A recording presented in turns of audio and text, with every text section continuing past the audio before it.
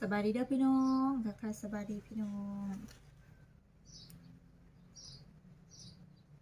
สบายดีเบิร์สุกคนเด้อลมอีกแล้วมันว่านนี่เขาสังัดพี่น้องเขาหมดเหมือนเดิมมีผ้าสินพี่น้อง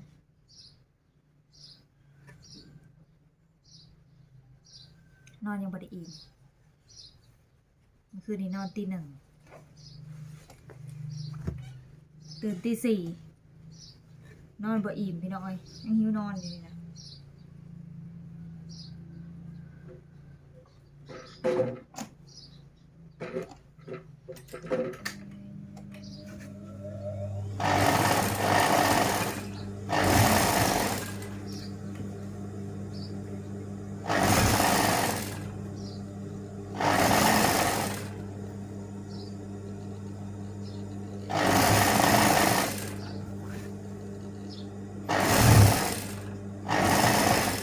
ตื่นมากันยิบกะพี่น้องได้พักได้ผ่อนหย่อนใจดอก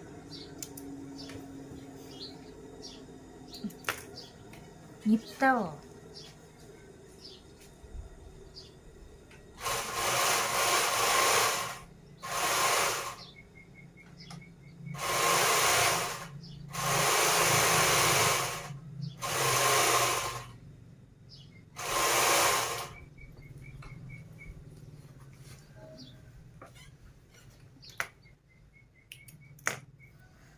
แล้วก็สิมาเล่นไว้แบบนี้ฮะปางนะเต็มคืนนี่ล่างกระบอกเนี่ยสปติทนนะ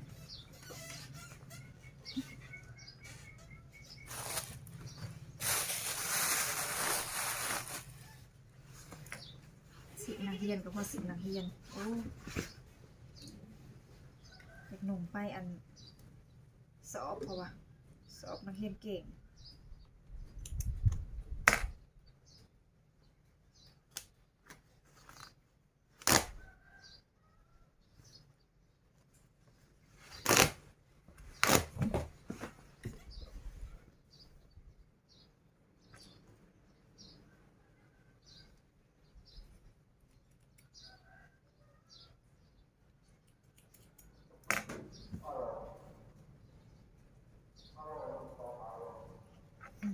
อโลอีกอย่างอีกแบบนี้เนาะ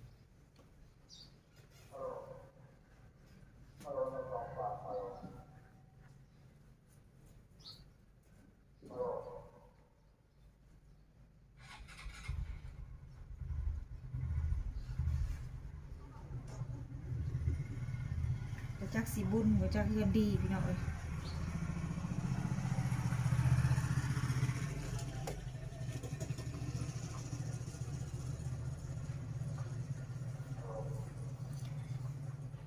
มีงานขาวดำในบ้านเนี่ยค่ะสิเฮ็ดบุญพี่น้องบ่จักผู้ตายบ่จักผู้สิเฮ็ดบุญก็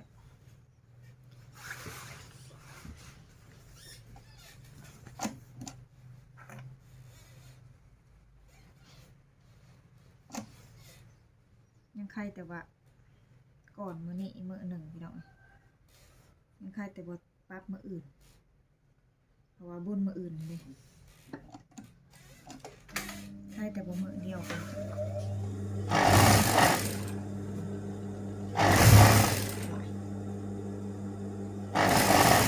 จักคือมั่งเลยเสียงจักคือมั่งแต่ละพี่น้องเฮ้ยยังเมาอันยังก็เมาถ่อมแต่เมื่อคืนนี่ปะคือมาเหยียบจักมั่งดีจังวะ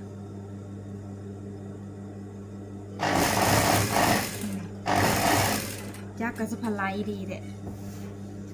แต่ละมื้อคือผะอืดผะอมใช่ไหม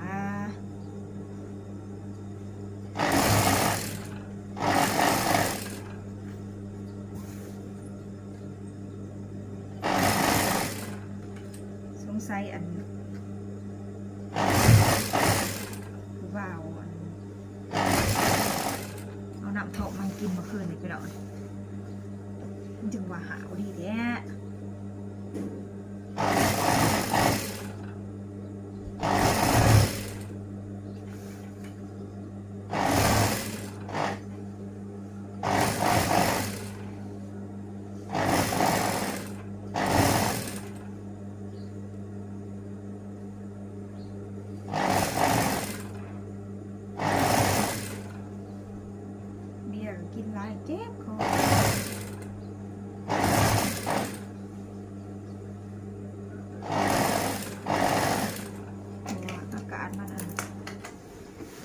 เย็นนะเลือกมาว่าเย็นนั้นเย็นละหมอกเนาะ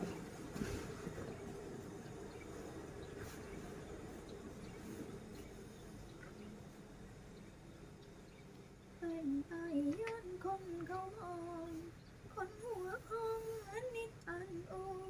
นาเหมือนกับคนดูคุณงาม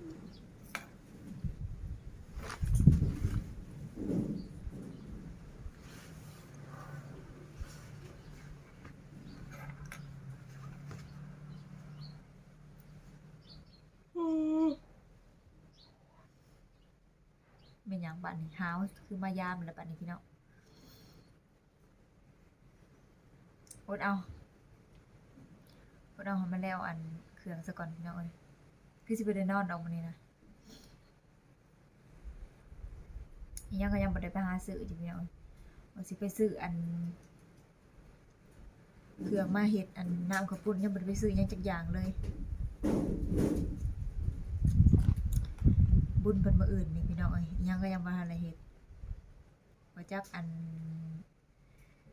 สิลูกค้าก็อยากได้อีไว้อยากได้นมมื้ออื่นเพราะว่าจักผู้สิไปสอบว่าจักผู้สินงบุญพี่น้องเอ้ยจำเป็น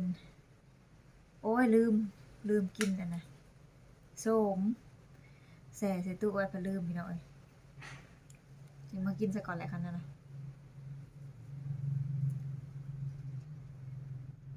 มื้อนี้ก็คือลมใหม่เลยลมหนาวใหม่เลยมื้ออื่นนี้วันที่14เป็นบุญบ้านน้องมายเองเด้อจ้ะพี่น้องผู้ใดอยู่ไกลก็มาเล่นได้เด้อ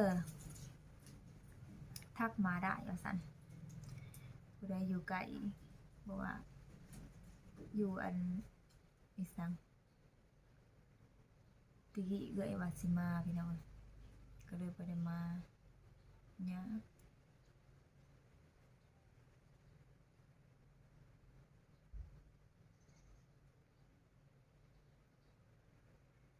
เป็นหยังลืมปล่อยแบะสิปล่อยดอกนะเขาไม่ใหญ่ยังบ่ได้ปล่อยแบะพี่น้องเอ้ยสึกเพิ่นไปเห็นดีลืมโอเคแล้วจ้ะพี่น้องมาวันนี้ก็น้องมายขอจบคลิปไว้ซะก่อนเด้อถ้าพบกันใหม่คลิปหน้าเด้อจ้ะพี่น้องตอนนี้สิไปปล่อยแบะให้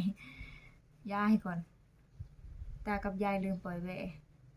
ฝากไปเฮือนดีก็เลยอันลืมปล่อยหันแบะพี่น้องเป็ดเพิ่นพร้อมหลักเขาสวนน้องไม้เมื่อวานนี่บ่ได้อยู่ผักสลัดโจนว่าเหียนพี่น้องเอ้ยสิเอาอันเป็ดเธอนี่บ่กินบุญบ้านพี่น้องสงสัยสิได้กินอันเป็ดแม่ใหญ่นั่นแหละบุญบ้านนี่มาหลักเขาสวนน้องไม้หมดเบิดพี่น้องเอ้ยโอเคจ้ะพี่น้อง